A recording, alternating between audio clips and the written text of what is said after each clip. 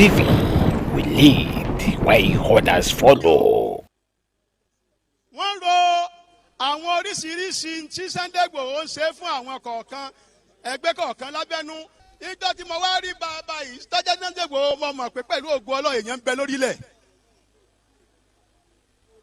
Bí àwọn ọmọ ẹgbẹ́ ṣe ròyìn Sunday Igboho pẹ̀lú bí ṣe ń ṣe fáwọn bẹ́ẹ̀ mo ṣe bá bàbá tó dúró wájú mi lónìí.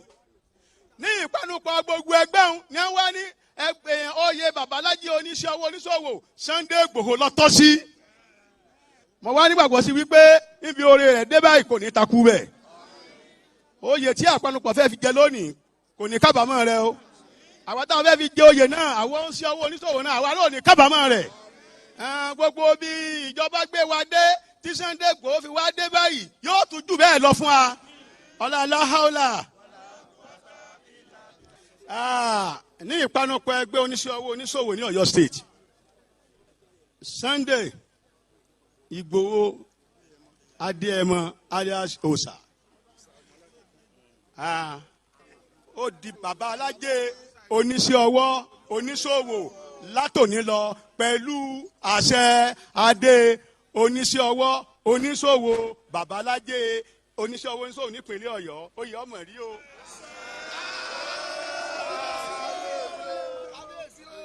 Igboho ti di Babalájí oníṣẹ́ ọwọ́ oníṣòwò ní tí ó fi máa pa àṣẹ lórí ẹgbẹ́ oníṣẹ́ ọwọ́ oníṣòwò gẹ́gẹ́ bí Babalájí.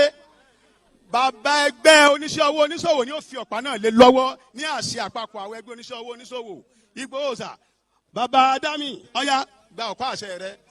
Oníṣẹ́ ọwọ́ oníṣòwò. Oyè tí wọ́n fi Sunday Adéyẹmọ Igboho ṣà ọkùnrin tó ń sunu yàrá tí ń dẹ́rù báyàn ní títì oyè náà mọ̀ rí o ẹ kò rí rẹ o. ọgbà àtẹnu inú mi dùn.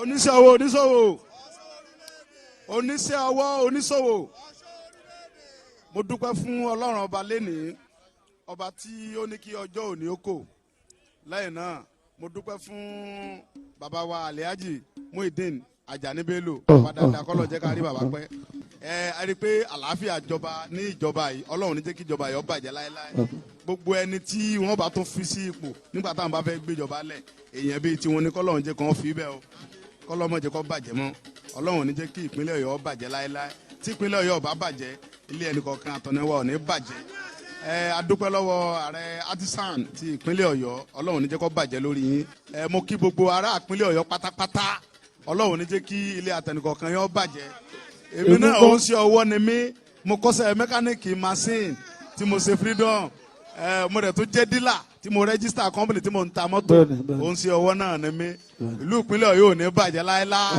lágbára Ọlọ́run mo wá gbé mọ́tò kékeré kan wá fún bàbá ẹgbẹ́ wa bàbá ẹgbẹ́ Artisan wa oníṣẹ́ owó oníṣẹ́ ìpínlẹ̀ Ọ̀yọ́ mo ìwé ààrẹ Artisan ìwé mọ́tò àti kọ́kọ́rọ́ mọ́tò Nissan Xterra máa